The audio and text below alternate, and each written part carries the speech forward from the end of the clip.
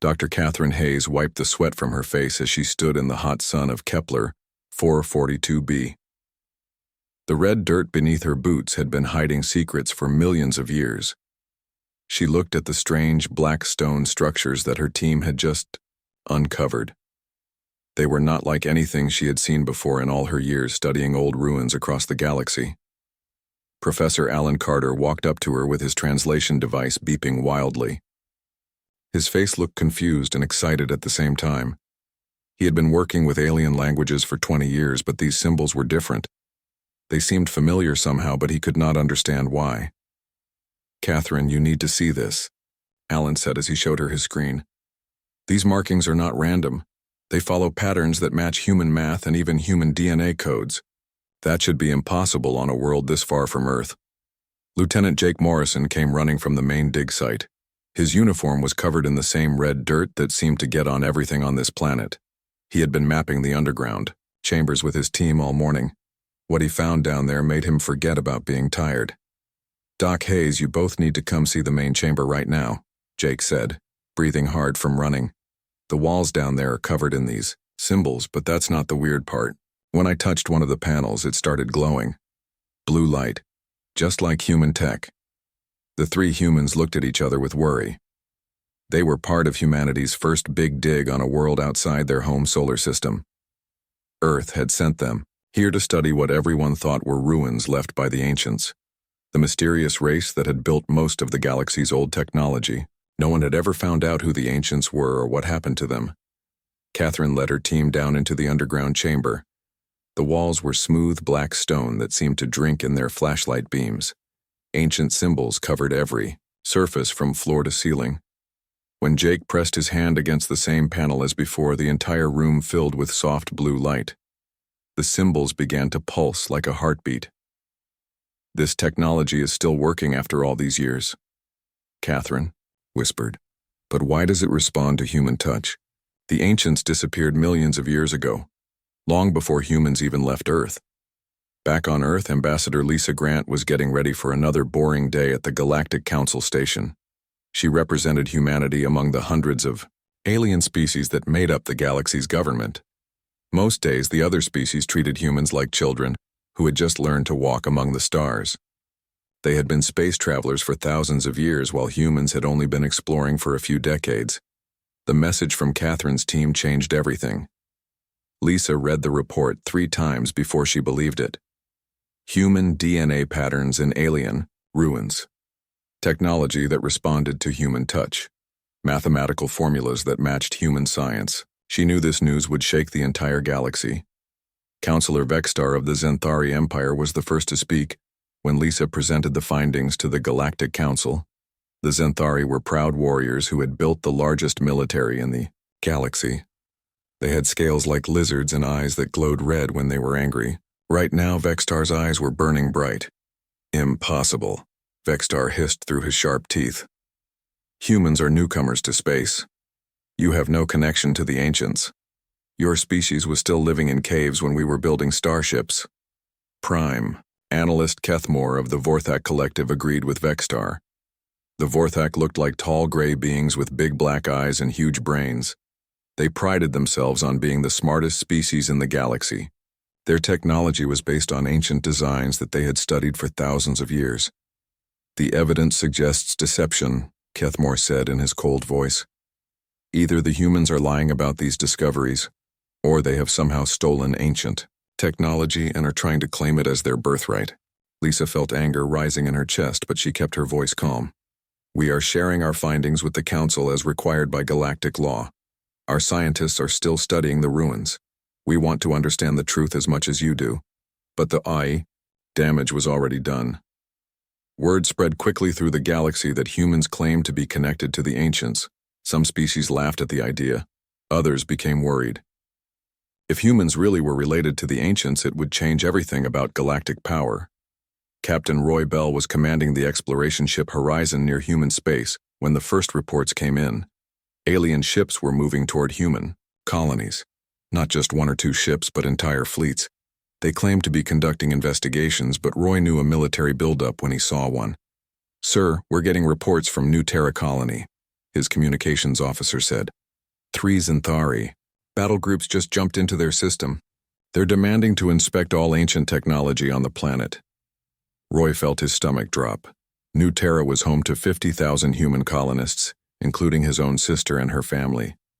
The colony's defenses were no match for even 1 Xanthari battle group, let alone 3. Set course for New Terra, maximum speed, Roy ordered. Send messages to all human ships in the area. We might be looking at the start of something big. Back on Kepler 442b, Catherine's team made another discovery that would change everything. Deep in the ruins, they found a chamber filled with holographic displays. The moment Catherine stepped inside, the displays came to life, showing maps and symbols that pulsed with blue light. Alan worked frantically with his translation equipment, trying to understand what they were seeing. Catherine, I think this is some kind of historical record. These star maps show the entire galaxy, but from millions of years ago. And look at this. He pointed to a small yellow star at the edge of one map. Earth's sun. Lines connected it to hundreds of other stars across the galaxy, as if Earth was the center of some vast network. If this is real, Catherine said quietly, then humans are not newcomers to the galaxy at all. We might be the children of the ancients themselves. The implications were staggering. If humans were descendants of the ancients, then they had a claim to ancient technology throughout the galaxy. Technology that other species had built their entire civilizations around. Technology that they would never willingly give up. Jake's radio crackled with an urgent message from their ship in orbit. Ground team, we're picking up multiple alien fleets moving into human space. Command is ordering all research teams to, return to Earth immediately. Catherine looked around the chamber one last time. The blue lights were still pulsing, as if the ancient machines were trying to tell them something important. She made a decision that would affect the fate of humanity and the entire galaxy. We're not leaving, she said. Not yet. We need to understand what this place is trying to tell us. The galaxy is about to explode into war, and the answers we find here might be the only thing that can save us. Dr. Maya Rodriguez had spent 3 months digging through ice in Antarctica when she found something that should not exist. Her team had been looking for old climate data when their sensors detected metal structures buried 2 miles beneath the ice. The metal was not like anything humans had ever made. It was too perfect, too advanced, and too old. The drill finally broke through into a vast chamber that had been frozen for millions of years. Maya rappelled down on cables with her team, their lights cutting through the darkness. What they found made her hands shake so badly she could barely hold her equipment. The chamber was huge, bigger than any building on Earth. The walls were covered in the same symbols that Catherine Hayes had found on Kepler 442b, but these were not ruins. This was a working facility that had been waiting in the ice, preserved and ready. Get President Adams on the secure line right now, Maya said to her communications officer. Tell her we found something that changes everything. General Frank. Davis was in a meeting with President Claire Adams when the call came through. They had been discussing the reports from space about alien fleets moving toward human colonies. The news from Antarctica made them both sit down hard. Are you telling me there is an ancient facility on Earth? President Adams asked Maya over the video link. Under our ice? Not just a facility, Madam President, Maya said as her camera showed the vast chamber. This is some kind of control center, and it's been waiting for us. When my team entered, the system started activating on their own. They recognize human genetic signatures. The implications hit General Davis like a punch to the stomach. If there are ancient systems on Earth, then humans really are connected to them. The aliens are going to lose their minds when they find out. President Adams stood up and walked to the window of the Oval Office. She could see the Washington Monument in the distance, a symbol of human achievement. Now she was learning that humans might have built monuments among the stars millions of years before they even invented writing. General, I want every available scientist working on this. If we're about to fight a war with the entire galaxy, we need to understand what weapons our ancestors left us. Commander Helen Price was aboard the research station Endeavour when the first ancient systems activated. The station was orbiting Jupiter, studying the gas giant's moons. Helen had been watching the growing number of alien ships at the edge of human space when alarms started blaring throughout her station. "Commander, you need to see this," her science officer called out. "The ancient artifact we've been studying just came online. It's been dormant for decades, but something woke it up." Helen rushed to the science lab. The ancient artifact was a small black cube that had been found drifting in space years ago. Human scientists had never been able to activate it or understand its purpose. Now it was glowing with the same blue light that Catherine's team had reported. "It's sending out some kind of signal," the science officer explained. "Broadcasting on frequencies we've never seen before. And Commander, we're getting responses from all over the galaxy. There are thousands of these signals lighting up our sensors." Helen realized what was happening. Ancient technology throughout the galaxy was waking up, responding to some kind of activation signal. If humans were really the descendants of the ancients, then they might be able to control technology that other species had never fully understood. Dr. Ben Clark was working in the Antarctic facility when the breakthrough happened. He was a computer expert who specialized in alien technology. When he plugged his laptop into one of the ancient interfaces, the entire facility came alive. Holographic displays filled the air around him, showing information in human languages. Not modern human languages, but ancient ones that seemed to be the roots of all human speech. Ben's translation programs worked frantically to decode what he was seeing. "My God," Ben whispered as the data flowed across his screens. "It's a history of the entire galaxy, and humans are at the center of all of it." The records showed that millions of years ago, an advanced human civilization had spread across the galaxy. They had guided the evolution of dozens of species, including the Xanthari and the Vorthak. They had built the technology that still powered galactic civilization. Then something had gone wrong. A great war had nearly destroyed the galaxy. The advanced humans had used their last resources to save their children's species and hide themselves on Earth.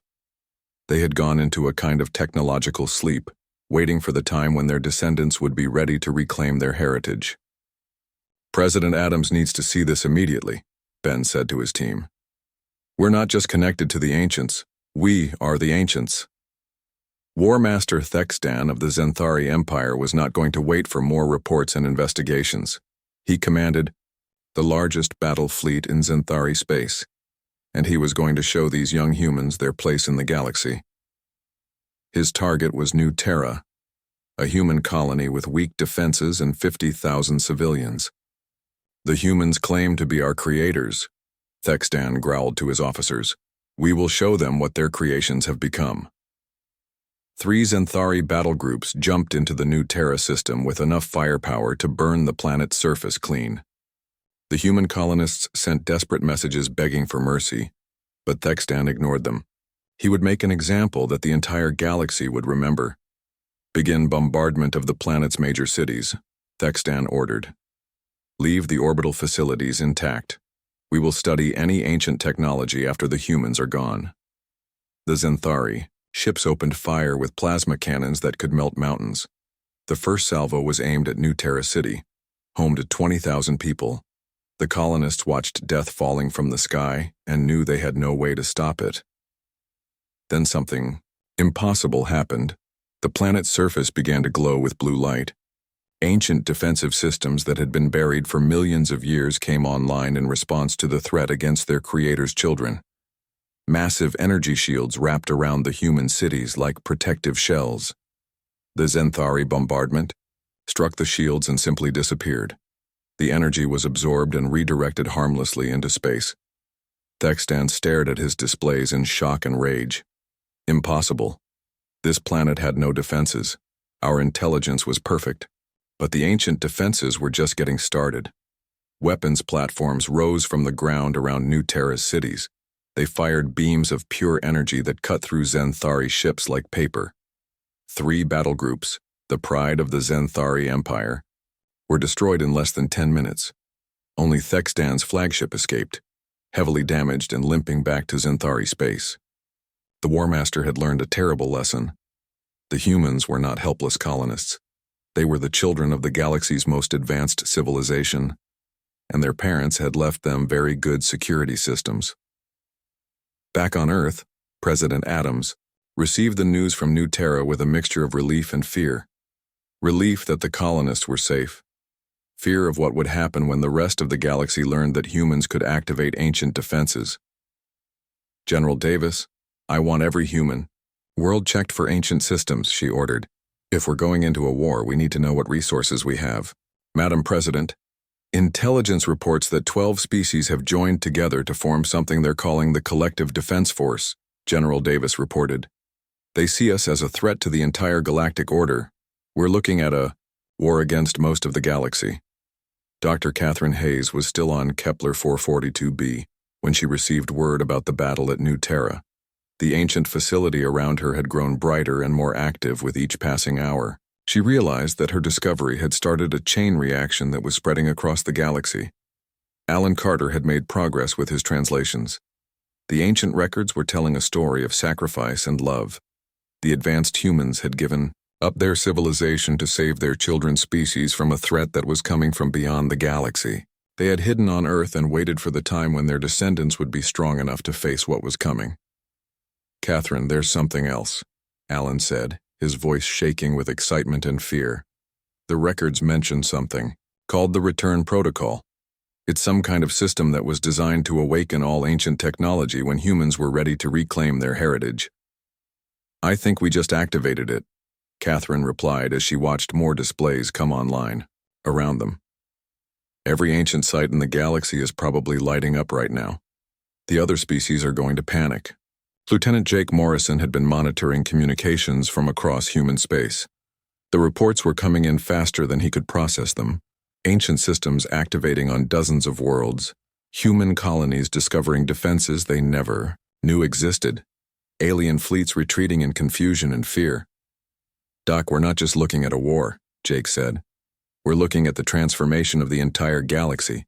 Everything is about to change. Catherine looked around at the ancient chamber that had started it all. The blue lights were pulsing faster now, as if the machines were excited about something. She realized that this was not just about humans reclaiming their heritage. This was about preparing for something bigger. The galaxy was about to remember why the ancients had hidden themselves millions of years ago.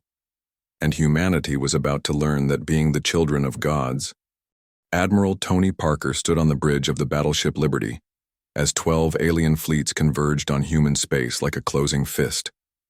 The Collective Defense Force had formed faster than anyone thought possible, united by their fear of what humanity might become. Tony had been a career naval officer for 30 years, but nothing had prepared him for commanding humanity's defense against most of the galaxy. Admiral, long-range sensors are showing Vorthak dreadnoughts jumping into the Ross system, reported his tactical officer. The Kepler colonies are requesting immediate support. Tony studied the tactical display with growing concern. Humanity had 47 colonies spread across 23 star systems. The Collective Defense Force had over 3,000 ships, including some of the most advanced warships in the galaxy. Humanity could field maybe 200 vessels, most of them exploration ships hastily fitted with weapons. Send the 7th Fleet to Ross, Tony ordered. Pull the 3rd Fleet back from the outer colonies. We can't defend everything, so we defend what matters most. Dr. Susan Blake was racing against time in her laboratory on Luna. The ancient technology that humanity had discovered was beyond anything their scientists understood. But Susan was determined to unlock its secrets before the alien fleets reached Earth. She had been working for 72 hours straight, fueled by coffee and the knowledge that billions of lives depended on her research.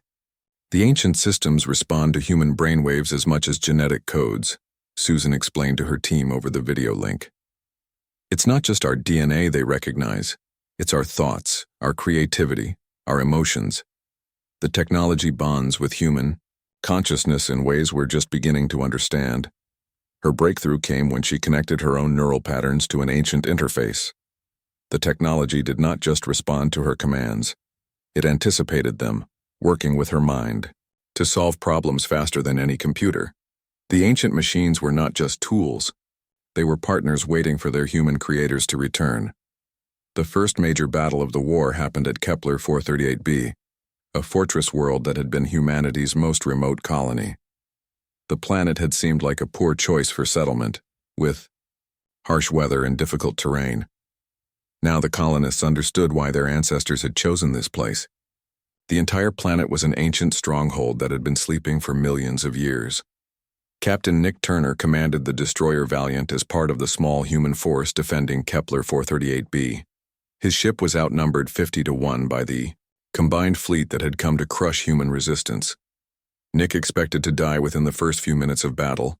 Instead, the planet itself joined the fight. Ancient weapons platforms emerged from the mountains and oceans, firing energy beams that could destroy entire enemy squadrons. Defensive shields covered the human ships, making them nearly invincible. Most amazing of all, the ancient systems seemed to read the minds of the human crews, anticipating their tactics and supporting their strategies. "This is incredible," Nick's weapons officer reported. "The targeting systems are linking with our thoughts. I just think about a target and the weapons lock on automatically." The battle that should have lasted minutes stretched into hours as the ancient defenses systematically dismantled the attacking fleet. Ships that had taken decades to build were reduced to scrap in seconds. The survivors retreated in panic, spreading word that the humans had awakened technology beyond imagination. Lieutenant Colonel Amy Foster was commanding ground forces on Proxima Colony when the Zenthari Third Army landed to take control of the planet. Amy had 800 Marines against 40,000 alien warriors. The odds were impossible, but Amy had learned not to trust odds when ancient technology was involved. The moment the first Zenthari soldiers set foot on Proxima's surface, the ground began to change. Ancient manufacturing systems buried in the planet's crust began producing weapons and armor for the human defenders. The equipment materialized out of thin air, adapting instantly to each Marine's body and fighting style. Amy watched in amazement as her soldiers were transformed into something beyond human capability. The ancient armor made them faster and stronger while the weapons could punch through any alien defenses. But more than that, the technology seemed to amplify their human instincts and creativity.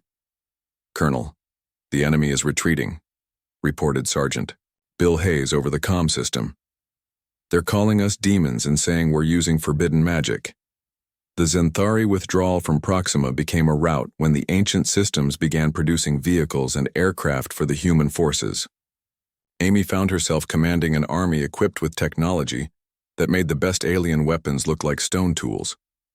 Dr. Rachel Morgan made the discovery that changed the entire war when she activated the ancient communication network on Earth.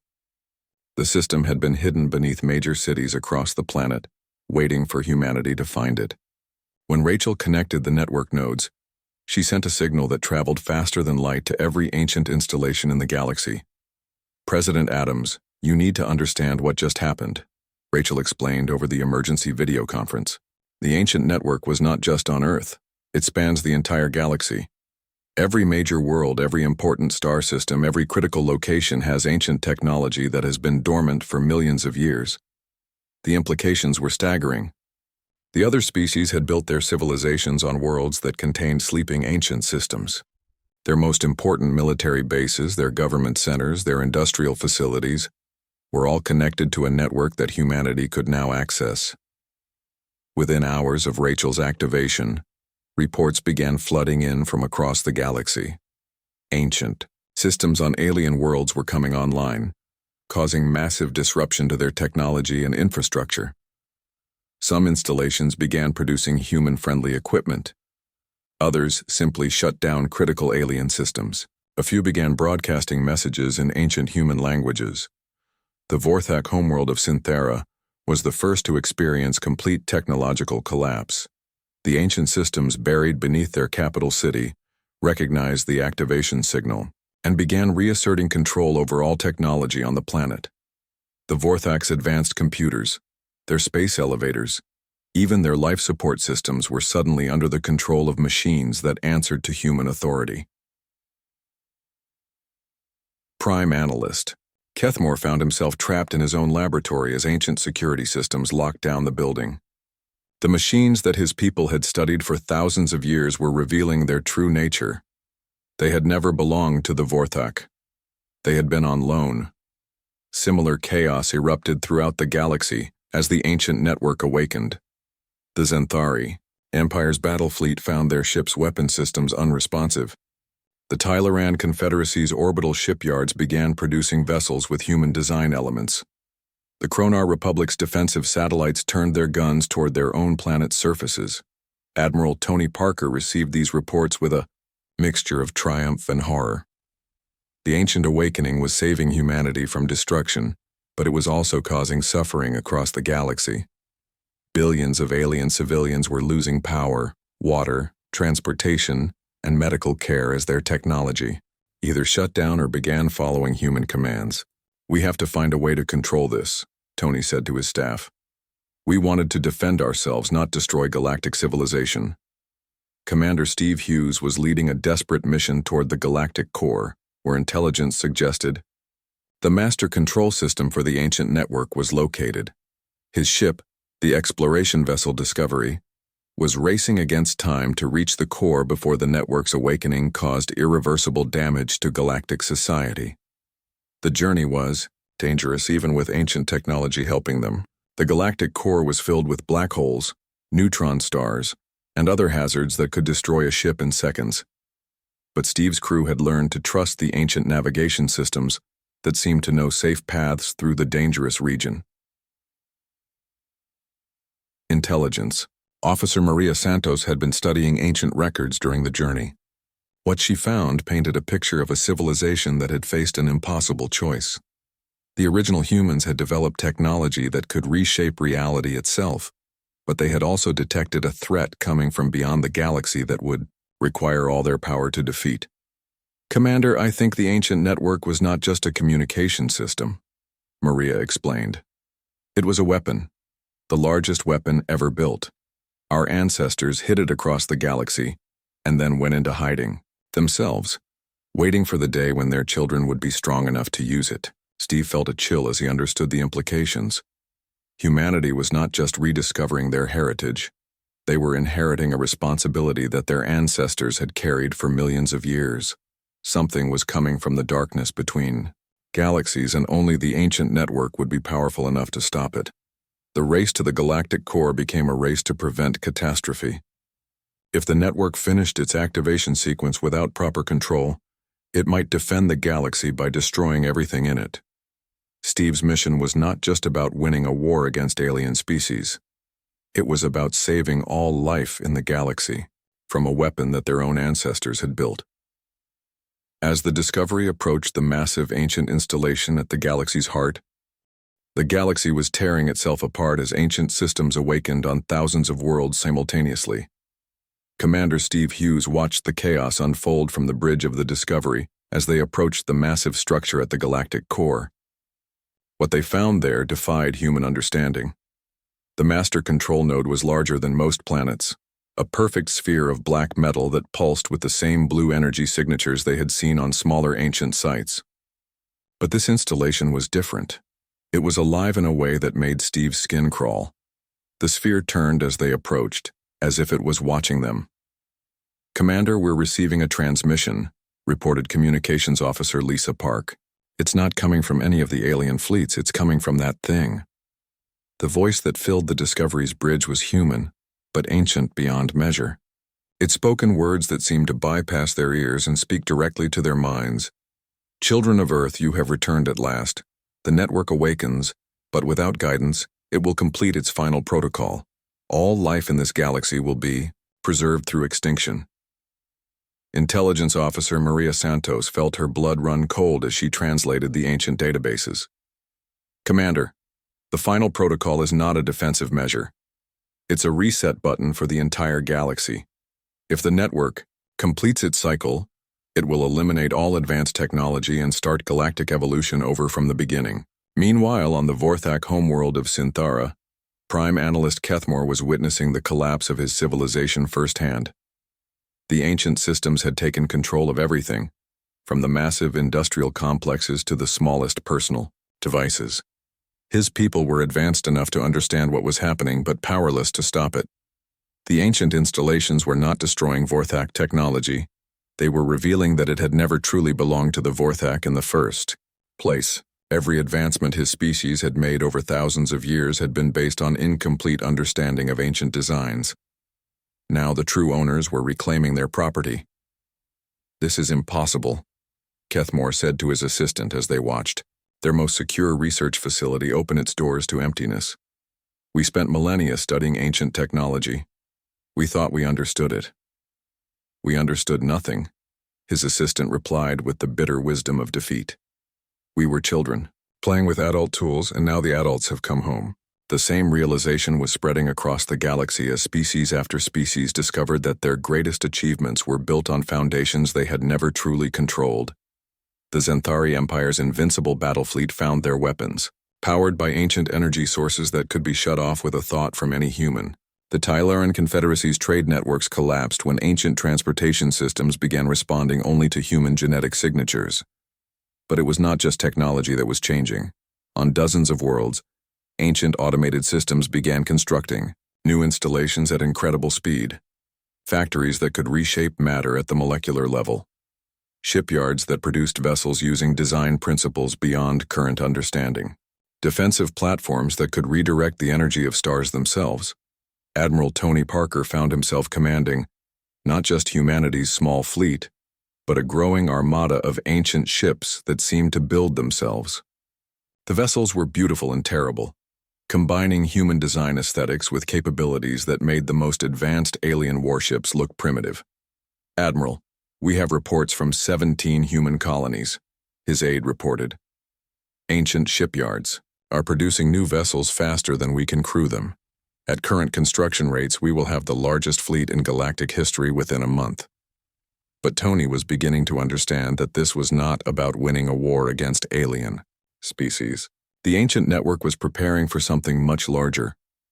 Deep space sensors were detecting strange energy signatures at the edge of the galaxy, movements in the dark spaces between stars that suggested something vast was approaching. Dr. Kelly Brooks had volunteered for the most dangerous mission in human history. While Steve Hughes approached the master control node, Kelly was attempting to interface directly with the ancient network through the facility in Antarctica. The process required her to link her human consciousness with machines that had been running for millions of years. "Beginning neural interface connection," Kelly reported to the monitoring team. "I can feel the network responding to my thoughts. It's vast, bigger than I imagined. The entire galaxy is connected through quantum tunnels that exist outside normal space." The moment Kelly's mind touched the ancient network, she saw the true scope of what humanity had inherited.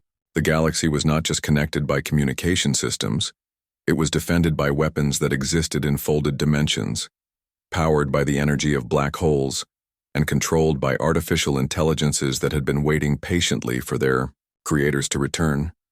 But she also saw the threat that had forced humanity's ancestors to hide. Something was coming from the space between galaxies, a darkness that consumed entire civilizations and left nothing but empty worlds behind.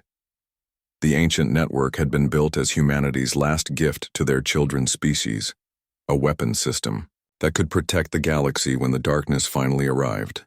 "The network is trying to show me something," Kelly reported, her voice strained with the effort of processing information beyond human understanding.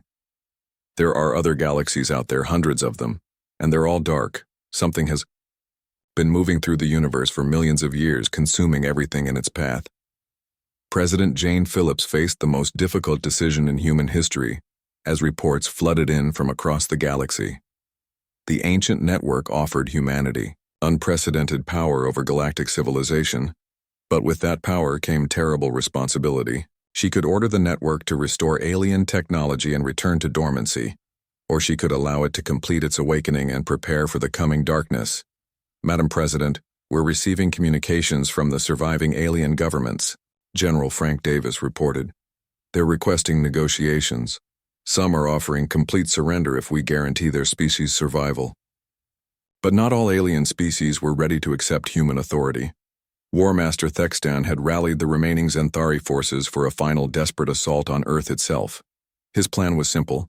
If the Xanthari Empire was going to fall, they would take humanity with them and let the galaxy face whatever was coming without its ancient guardians. The Xanthari final offensive was a suicide mission with no hope of victory. Thextan knew that ancient defenses would destroy his ships long before they reached Earth, but he hoped to damage the planet enough to cripple humanity's ability to control the network. It was the logic of spite rather than strategy. Admiral Carl Johnson intercepted the Xanthari fleet in the outer solar system with a force of newly constructed ancient warships.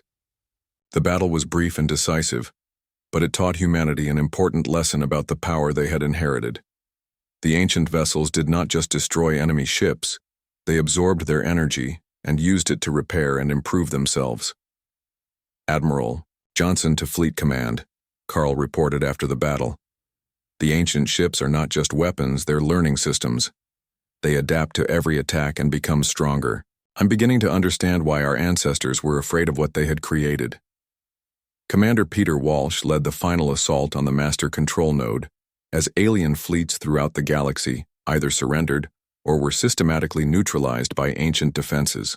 His mission was to reach the core of the installation and establish human control over the network before it completed its final protocol. The interior of the Master Control Node was like nothing any human had ever seen. Vast chambers filled with quantum processing matrices that existed in multiple dimensions simultaneously. Rivers of pure energy that carried information faster than light across distances that spanned the galaxy, and at the center, a consciousness that had been waiting for millions of years.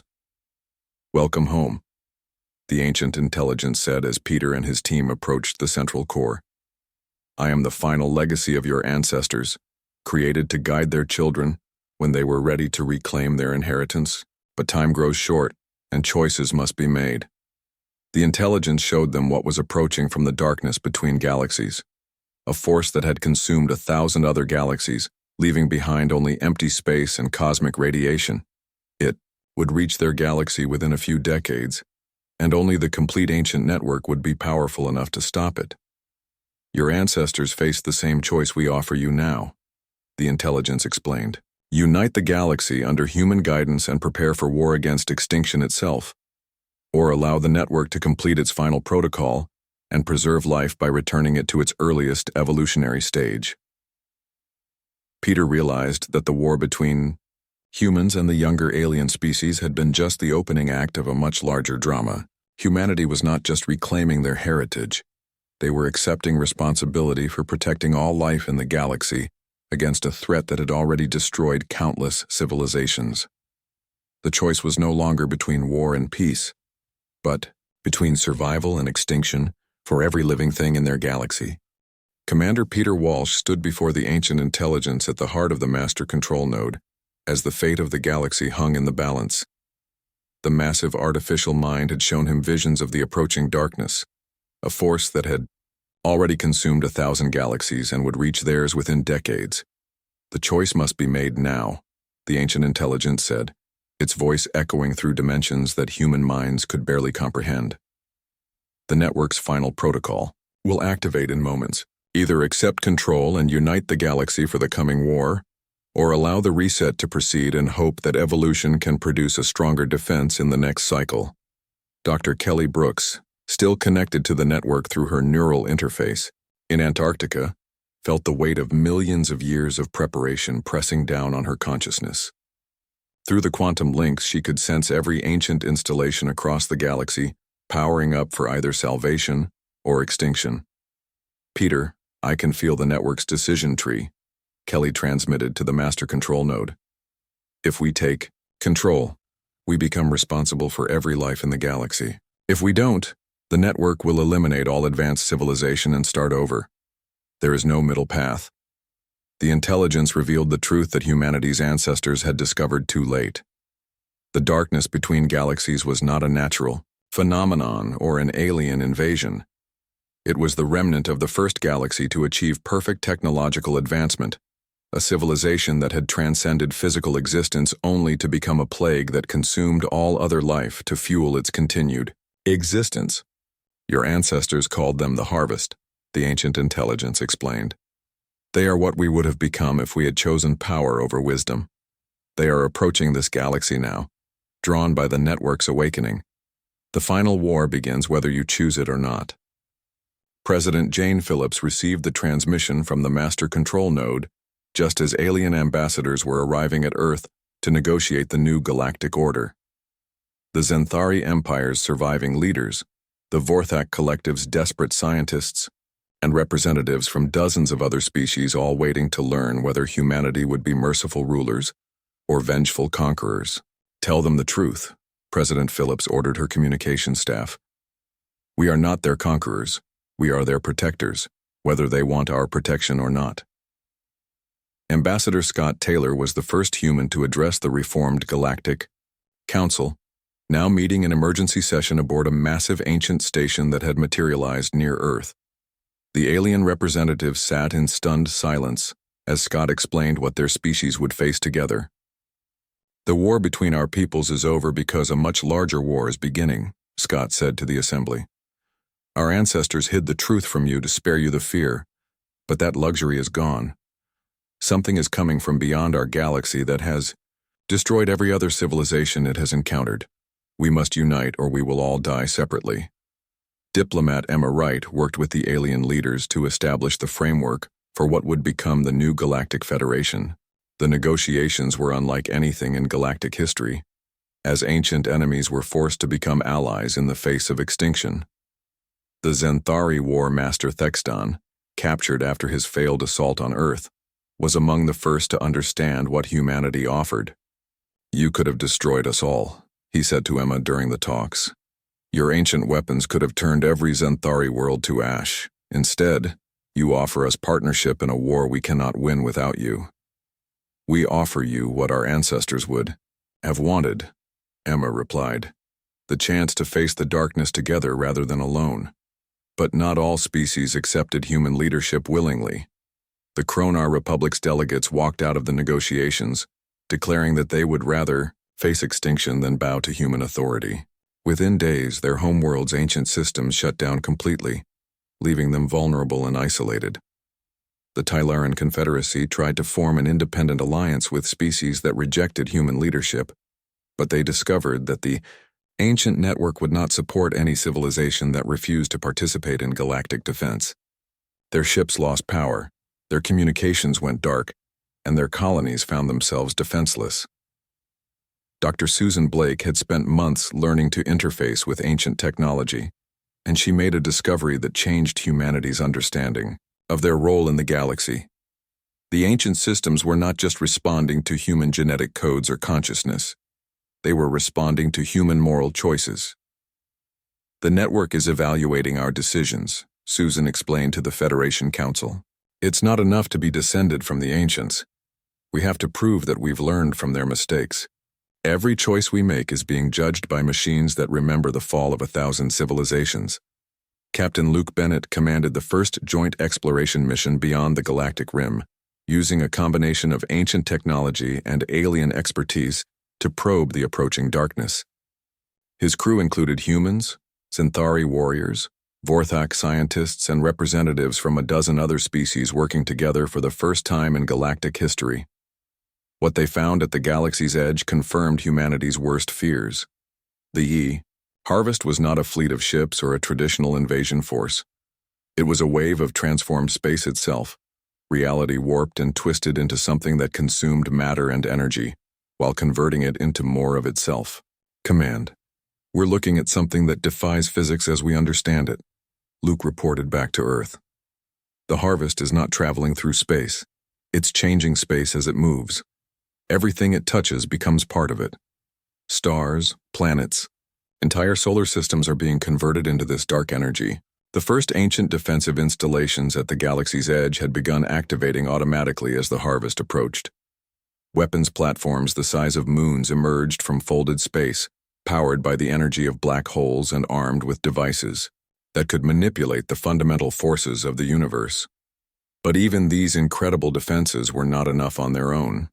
The ancient intelligence had designed the network to require cooperation between humanity and the younger species. Human creativity and moral judgment had to work together with alien knowledge and diverse perspectives to unlock the network's full potential.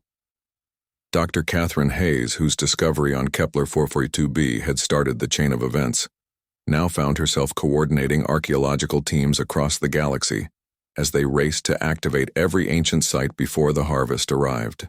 Each installation they brought online added to the network's power, but also revealed how vast the threat truly was. The ancients had been preparing for this war for millions of years, Catherine reported from the ancient world of Kepler 442b, now revealed to be one of the network's primary nodes. They seeded defensive systems throughout the galaxy, but they also left us clues about the harvest's weaknesses. The breakthrough came when human scientists working with Vorthak researchers discovered that the harvest's transformed reality could be disrupted by what the ancients called harmony waves, patterns of energy that required multiple species working in perfect coordination to generate. Admiral Tony Parker found himself commanding the largest military force in galactic history, as ancient shipyards across hundreds of worlds produced vessels designed to channel harmony waves. The ships were beautiful and terrible, combining the aesthetic preferences of every species in the Federation into designs that could focus the collective will of diverse civilizations. The first test of the harmony weapons came when a harvest scout formation reached the outer edge of the galaxy. The engagement lasted only minutes, but it proved that the ancient network strategy could work. When humans, Xanthari, Vorthak, and other species coordinated their efforts perfectly, they could create patterns of energy that caused the harvest's twisted reality to collapse back into normal space. But the test also revealed the war's true cost. Generating harmony waves required perfect cooperation and mutual trust between species that had been enemies for thousands of years. Every moment of discord, every flash of ancient prejudice, every failure of unity weakened the weapons and made the galaxy more vulnerable. President Jane Phillips stood before the Federation Assembly as the main harvest fleet appeared at the galaxy's edge like a dark tide washing across the stars. Behind her, holographic displays showed ancient installations across the galaxy coming online in a crescendo of blue light that connected every world in a web of defensive power. Our ancestors left us the tools to win this war, President Phillips told the Assembly. But they also left us a choice. We can face the darkness as the united children of the galaxy, or we can fall separately as we have always done. The harvest comes for all of us. It makes no distinction between human and alien, between the mighty and the weak. The war began as the ancient network reached full activation, and the galaxy's combined fleets moved to intercept the harvest at the rim. It would be a conflict unlike anything the universe had ever seen, where the weapons were powered by cooperation, and the shields were built from trust between former enemies. Dr. Catherine Hayes watched from the command center on Kepler 442b, as the first harmony wave generators charged to full power across the galaxy. Around her, human and alien researchers worked side by side to coordinate a defense that spanned billions of star systems,